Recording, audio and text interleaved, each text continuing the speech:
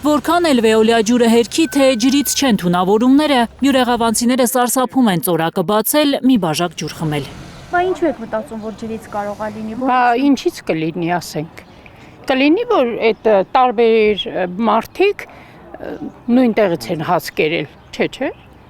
Ջրից կլինի, ինձ թվում է։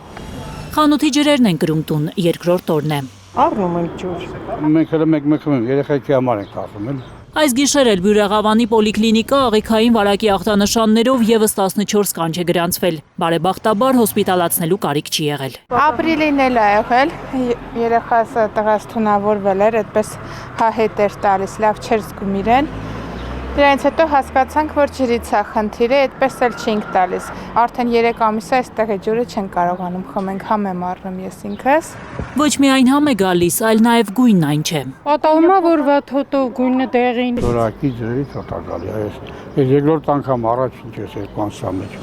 Վախեր, կասկածներ կան Բյուրեղավանում, թե իրենց քաղաքում կոյուղաջրերն են խառնվել խմելու ջրին։ Ինձ էլ է թվում, որ այո, կոյուղն է խառնվել ջրերը։ Ու դա է խնդիրը, որ երկու գիշերը սրտխառնոցի, փորլուծության, գլխապտույտի ջերմության պատճառով աչք չեն փակում բյուրեղավանցիները։ Այ հարևանը հիվանդացել։ Սիրտն է խառնում,